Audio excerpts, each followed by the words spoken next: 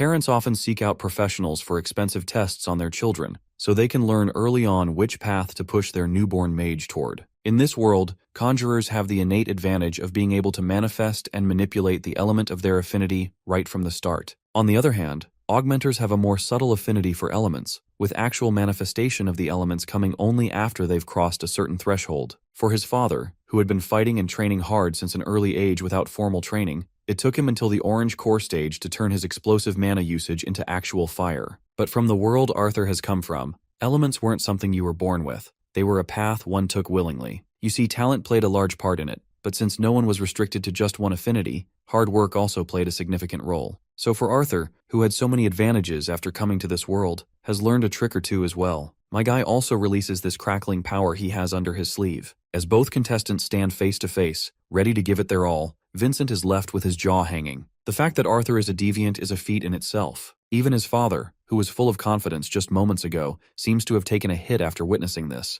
Arthur quickly dashes at his father, and their back and forth ensues. As they continue trading blows, the intensity of their strikes escalates, and at one point, they generate an explosion so massive that people miles away can't help but take notice. It's clear that neither is willing to give up easily, and the fight only continues to intensify. After a relentless barrage of punches, one of Reynolds' punches finally lands squarely on Arthur's face. But instead of getting discouraged, this punch only makes Arthur happier. This is exactly what he expects from his father. Reynolds' punches are getting sharper, and he's using his longer reach to prevent Arthur from getting too close. But my guy is not letting this old man get the better of him. He quickly ducks down and throws a precise uppercut that has 0% chance to fail. This sight leaves everyone with their jaws hitting the floor, and as you can imagine, the fight is over. So hitting his father felt unnecessary, and Arthur stopped his punch mid-motion. The father feels immensely proud of his son and grabs him in a tight hug. Regarding Arthur's lightning powers, they are by far his most successful deviant affinity. However, he still has a long way to go. His ice magic remains unstable, and he hasn't even unlocked sound or gravity yet. Despite this, it feels good for Arthur to brag a little to his parents.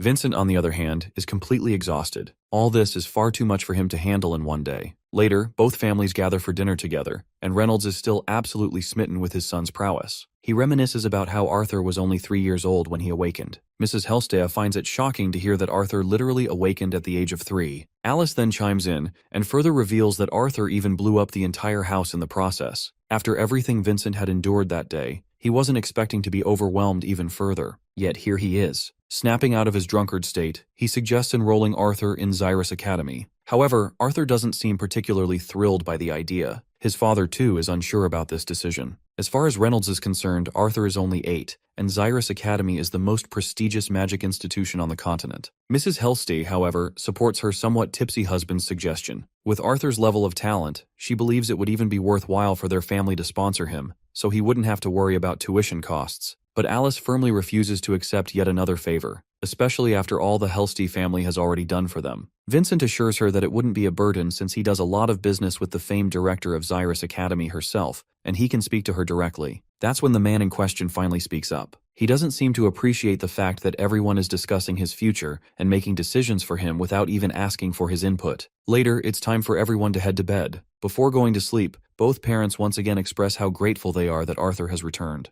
They are overjoyed to see him grown up and thriving. The idea that their son is a deviant with the potential to become one of the strongest mages in the future is news of an extraordinary scale. His mother also acknowledges this, but seems a little sad as she remarks that Arthur can't give her goodnight kisses anymore now that he has grown up so much. Seeing how earnestly his mother is pleading, Arthur relents and gives her a sweet smooch on the cheek. With that, the parents decide to head out. However, Reynolds stops once again to address his son. He reminds Arthur not to hold it against Vincent for being so excited earlier, as Vincent harbors no ill intentions toward them. The scene then transitions back to when Vincent was suggesting that Arthur join the academy. In response, Arthur made it clear that he had just reunited with his family today and would like to spend some time with them before deciding whether to leave them again to attend the academy. With those words, Arthur left the dining area respectfully. Later, as Arthur is walking to his room, Lilia spooks him. She points out that he's heading in the wrong direction and invites him to a better place where they can talk. Eventually, they arrive at the servants' quarters, where it becomes apparent that Lilia gets along with the staff remarkably well. The servants respectfully give them a place to sit. Lilia even enjoys some food while there, her high spirits causing the servants to crack smiles. One of the maids reveals to Arthur that Lady Lilia often sneaks into the servants' quarters when she feels stressed. At that moment, Arthur realizes something he hadn't noticed earlier, that the Helstea family truly has good hearts. In the present moment, Arthur responds to his parents accordingly, clearing their doubts by revealing that he holds no animosity toward the Helstea family. In fact, he acknowledges how kind and genuine they are as a family. The next day arrives, and Arthur is woken up by his little companion Sylvie. The tiny creature looks excited for the day ahead, and seeing Sylvie's eagerness, Arthur suddenly remembers Tessia out of the blue.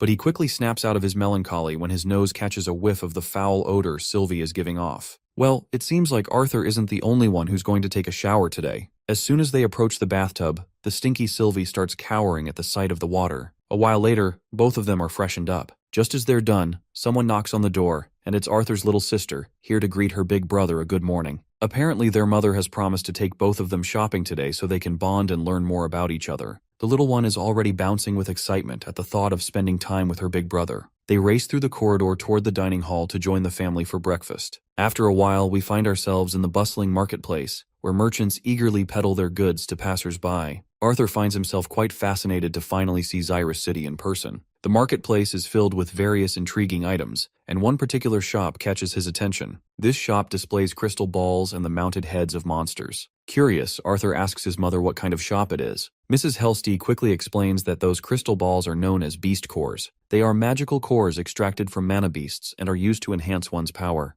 However, she adds that the effects of these cores can vary greatly depending on their type and the mana beast they came from. Purchasing beast cores is a bit of a gamble, as they can cost hundreds of gold if not thousands. However, if you're lucky, one might even contain a beast will. The mention of spending hundreds of gold leaves Arthur's jaw hanging wide open. Mrs. Helstea then mentions that her auction house receives a fair number of beast cores and even infant mana beasts. She invites Arthur to take a closer look at them whenever he gets the chance. Arthur flashes a pleasant smile, and he is more than ready to redeem the generosity and the opportunity she's offering. Just then, Lilia starts pushing Arthur forward, eager to show him a place she's been excited about ever since she saw him. A short while later, they arrive at the shop she had in mind, and it turns out to be a barber's shop. Arthur seems unsure if a visit to the barber is really necessary, but his mother insists it's long overdue, because as far as she can tell, his current hairstyle is nothing short of atrocious. The barber, however, is quite the character. It looks like Bro has watched too much of JoJo's Bizarre Adventure. When he gets unusually enthusiastic about Arthur's feminine charm, Arthur's inner self recoils in absolute terror, feeling as though his very soul is trying to escape his body. After getting his haircut done, the moment of the grand reveal finally arrives. With a little drum roll, Arthur graces the scene with his brand new look. He looks more charming than ever, to the point where even little Ellie enthusiastically approves of her brother's haircut. After their little tour to the barber, they return to the bustling streets of the marketplace. While crossing a particular bridge, Arthur notices something intriguing down below in the market. He spots a group of boys in the crowd mocking someone. Ellie quickly fills him in, explaining that those boys are students from Xyrus Academy. She adds that wearing the Academy's uniform is considered a major status symbol. Arthur doesn't need a closer look to tell that these guys are complete jerks. Their arrogance is apparent even from a distance. Ellie seems to share the same opinion and highlights that since these students are treated almost like royalty, they feel entitled to act as they please. Their mothers soon catch up to the duo, and as soon as Alice asks what they're discussing, Arthur suddenly bolts ahead like an excited puppy. Although the reason behind Arthur's sudden excitement remains a mystery, his mother finds herself smiling. She's just happy to see her son acting like a normal kid again.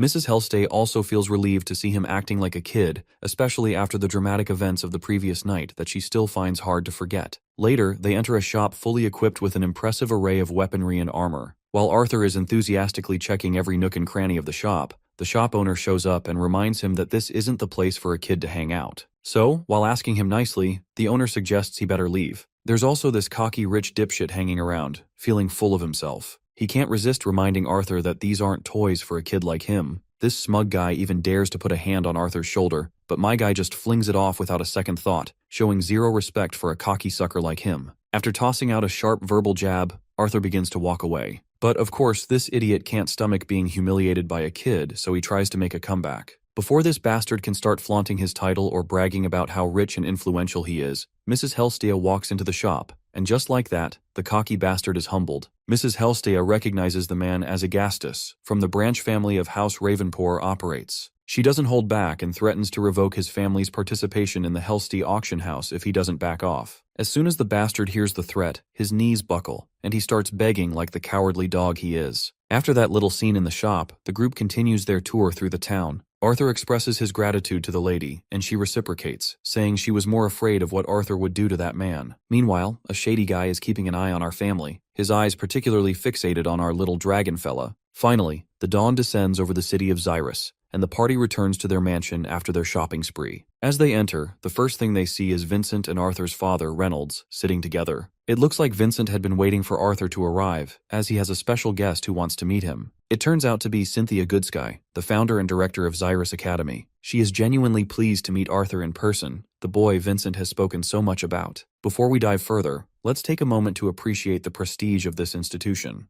Xyrus Academy is hailed as the most exalted sanctuary for any aspiring mage fortunate enough to possess both the talent and the background to gain entry. It is a breeding ground for acclaimed scholars, guild members, leaders, royal guards, and military powerhouses. Anyone who has made a significant impact on this world has, at some point, been tied to Xyrus Academy. That's the level of fame this school commands. An insurmountable titan compared to the countless other academies scattered across the continent. And standing at the helm of it all is none other than the Academy's director, Cynthia Goodsky. It's Arthur's first time meeting her in person, and all he can do is stare at her for a solid few moments. The intensity of the silent staring contest is so fierce that even the onlookers begin to feel awkward. Finally, the older woman breaks the silence by extending her hand as a gesture of goodwill, greeting Arthur warmly and sincerely. Arthur, on the other hand, can only stare at her hand, completely clueless about the proper social convention in a situation like this. Should he kiss her hand? Shake it? He has absolutely no idea. Eventually, he decides to shake her hand, but his mother quickly steps in, shoves his head down in frustration, and apologizes for her son's rude behavior. She explains to the director that Arthur has just returned home and is still ignorant of formal customs.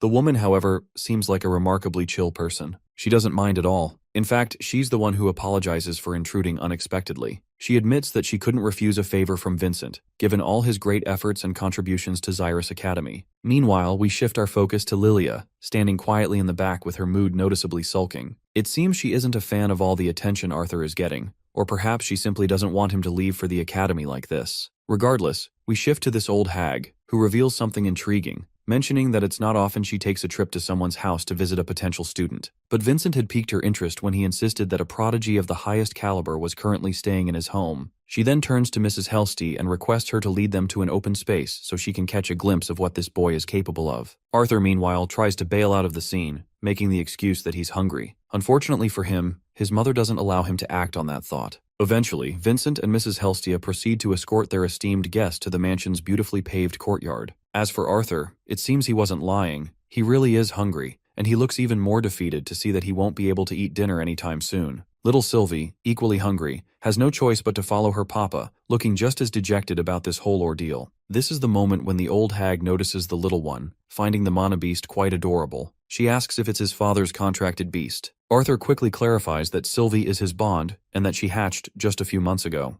The old woman finds this fascinating. You see, most nobles here purchase mana beasts to form contracts, but she has never seen a mana beast quite like Sylvie before. Arthur then explains that Sylvie's mother was some kind of scaled wolf with small wings. She was gravely injured, almost dead, while protecting her egg when he stumbled upon her nest. He chalks the whole thing up to nothing more than a stroke of luck. Cynthia, however, seems skeptical, but chooses not to voice her doubts. After walking down the corridor for a few minutes, they finally arrive at the grand courtyard. Now that they're outside, Cynthia looks eager to see if Arthur can live up to the praise Vincent had lavished on him, or if it's all just empty talk. As far as she remembers, Vincent mentioned that Arthur was an augmenter, but he didn't provide many details, as he merely wanted to keep it a surprise for her. We then take a peek into Cynthia's thoughts as she examines Arthur closely. She notes how he doesn't appear worried or scared. She can't quite figure out if it's confidence or arrogance that keeps him so composed. As for Arthur, he's not even concerned about the current situation. His thoughts are entirely consumed by one thing, the goddamn dinner. He's desperately craving grilled fish today, and that's all he can focus on.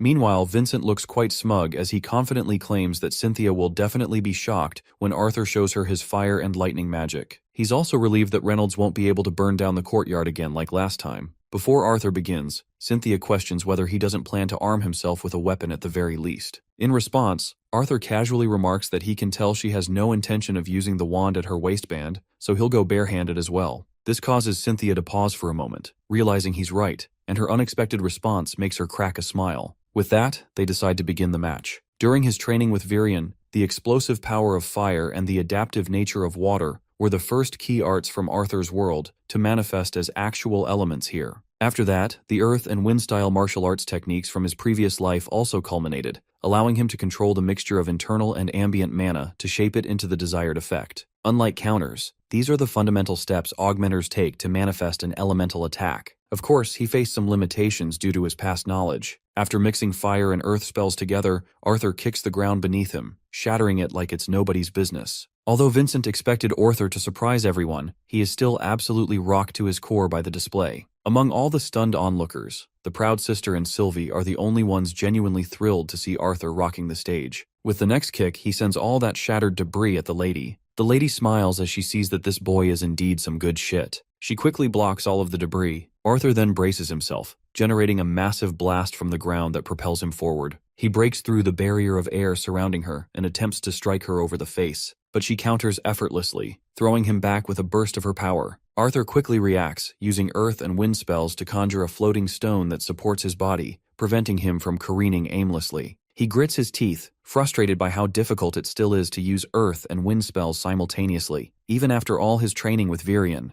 it feels far more challenging compared to his fire and water techniques. He launches himself at her once again, but she effortlessly uses her wind magic to push him back, not even allowing him to get close, let alone cause any real damage. Amidst the swirling winds around her, she chants an unusual spell, summoning 3 or 4 tornadoes. Arthur, however, has a clear plan to counter this. He conjures wind around his hand, spinning in the opposite direction of the tornadoes. As soon as his winds clash with them, the tornadoes are dispersed completely. Though his reckless move left him with some nasty cuts and bruises, Arthur successfully accomplishes what he set out to do. He eventually earns a compliment from the old hag for his efforts alone. She is genuinely impressed by his skills and precision, but she also believes he's a bit overconfident in his ability to face opponents head-on. All in all, his display of magical and combat prowess is exceptional. For his